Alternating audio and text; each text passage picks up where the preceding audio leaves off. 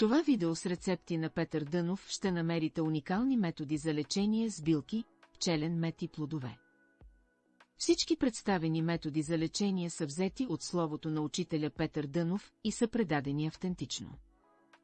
Рецептите, които представяме, са изпитани, ефективни и доказано безвредни за организма.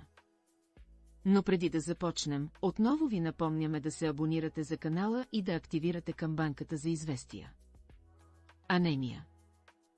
При анемия се препоръчва, по всякакво време, да се излиза сутрин рано преди изгрев слънце за половин час, да се възприемат ранните слънчеви лъчи. Да се пие по една чаша червено вино на ден. Да се засили храната, яще масло и яйца. Повече супи, течни храни и гореща вода. Супите да бъдат силни. Да се консумира повече коприва. Смесете 200 грама прясно краве масло с 200 грама пчелен мед. Всяка сутрин взимате една супена лъжица.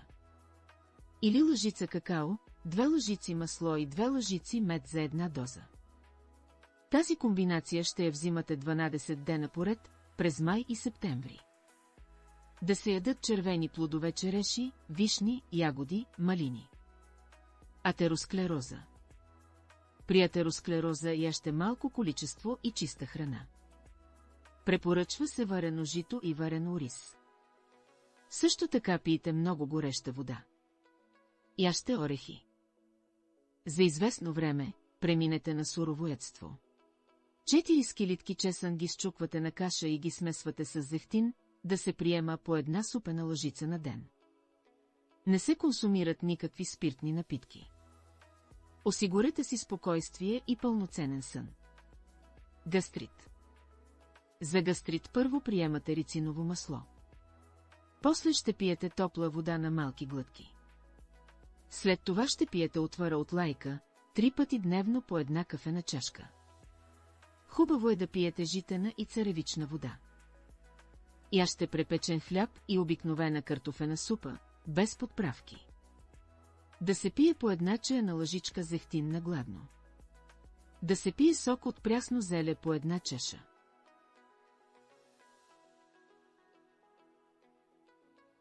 Диабет. Да се яде варено жито. Да се дъвче бавно и добре. Да се яде сварена царевица, а водата от варенето да се пие. Да се правят слънчеви бани. Не се консумират никакви сладки и мазни храни. Като се яде да не се преежда, а да ставате от масата леко гладни. Да се ядат повече зеленчуци като спанак, коприва, пипер, домати, моркови. Да се набляга на киселите плодове. Мляко и млечни продукти като сирене и кашкавал да не се употребяват. Може само по съвсем малко прясно мляко. Солено също да не се яде. Да се правят екскурзии на чист въздух, сред природата. Камъни и пясък в бъбреците. Да се пие отвара от върбови листа. 10 върбови листа ги сварявате в литър вода.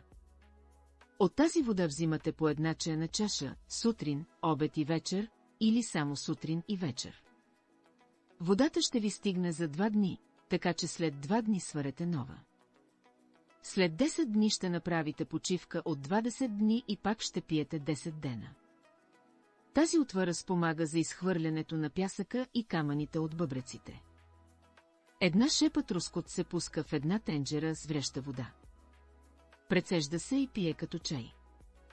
Пийте 2 пъти дневно, сутрин и вечер по една чаша. Да се употребяват много плодове и да се пие топла вода. Кашлица. Отделяте сухите люспи на 10 глави лук и ги сварявате с 2 чаши вода, все едно варите чай. Прецедете водата през фина цедка и в нея сложете половин килограм пчелен мед, 2 лъжички счукан синап и 2 лъжички ленено семе. Взимате по една лъжичка 3 пъти дневно, сутрин, обед и вечер. Взимате една шепа трускот и го варите 15 минути в литър вода. Сутрин, обед и вечер изпивате по една чаша от отварата.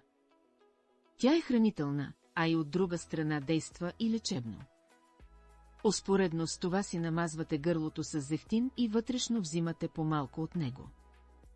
При кашлица също се препоръчва чай от мащерка, бял и жълт травнец, лайка и листа от ягода. За силна кашлица взимате настъргана черна ряпа. След това я изцеждате и всяка вечер ще изпивате по една кафена чашка от сока. Ето още една лесна и ефикасна рецепта от пчелен мед, черен пипер, ленено семе и индийско орехче. Всичко това се счуква и смесва много добре. Взима се на всеки час по една чайна лъжичка. Киселини. За киселини в стомаха се препоръчва мляко с кафе, цветно зеле, варен ориз без подправки, варен червен лук, варен пръс, варени моркови, варено цвекло и лесно смилаеми храни. Също и варена бамя с лимон и зехтин, като салата. Препоръчва се да се ядат люти чушки, чесън и червен лук. Високо кръвно налягане хипертония.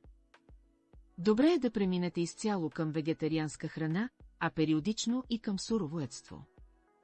Трябва да избягвате кисели, люти и солени храни. Храната да бъде съвсем слабо осолена. Яжте сурови настъргани моркови с малко лимон и зехтин, варено цвекло и прясна коприва.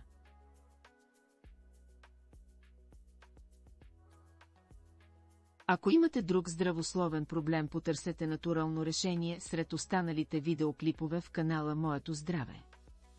Ще се радваме да ви бъдем полезни. Споделете с нас в коментар постигнатите резултати от лечението с домашните рецепти или вашите въпроси, ако има такива. Не забравяйте да се абонирате за канала. А за да виждате първи нашите полезни съвети и рецепти, можете да ни последвате в Instagram и Facebook. Благодарим ви за доверието.